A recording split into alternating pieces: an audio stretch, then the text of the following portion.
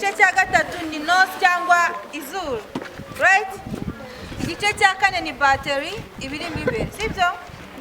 Drone yacu rero igizwe n'ibyo bice mbabwire, ndaza kubabaza ibibazo nyuma mufate umutwe, right? Sibyo? Igizwe n'ibice bingahe? Bibiri. Icya mbere body, icya kabiri wings, gatatu nose, kane battery. Right, murabana beze cyane.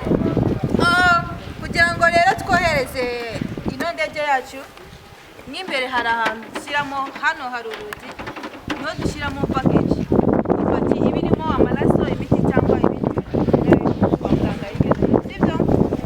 Tubishyiramo mo imbere ahangaha. So iyo tugiye kuyohereza dusaba uburenganzira bwo kuguruka mu kirere cy'u Rwanda kuri ATC Kigali ku kibuga cy'indege, sibyo?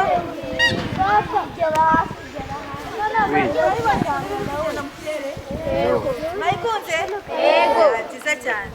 Namwe muzaba abapilote, sibyo? Niba ushaka kuba pilote? Nabafashije. Wow, byiza cyane. Nanjye ndabikunda. Iyo igiye kuza tuba tubireba, dufite ahantu tubirebera ko ishaka gutaha, ikatwereka like hari itara ryaka hariya, tukabireba ko igiye gutaha tukajya kuyakira. Niyo tugiye kuyohereza dukoresha launch biri hariya, biragoye ku buryo mwabibona ukuntu twohereza ariko mwajya mubona ukuntu ziri gutaha, sibyo? So abafite ibibazo bose rero ku bijyanye n'iyi ndege yacu bambaze, sibyo? Drone cyangwa indege nta kibazo byose. So battery ibifashemo hano, sibyo? Ibifashe hano battery nababwiye, sibyo? Iyo ntabwo irimo ariko ibifashe hano ndege twashyiramo tugafunga tugashyiraho ab'inyuma mwisimbukuruze murebe.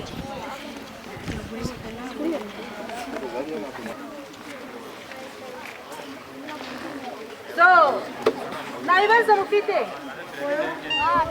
Mwanyuzwe? Yego. Ushakira ukuntu tuyohereza? Yego. Reka nze mbabwire.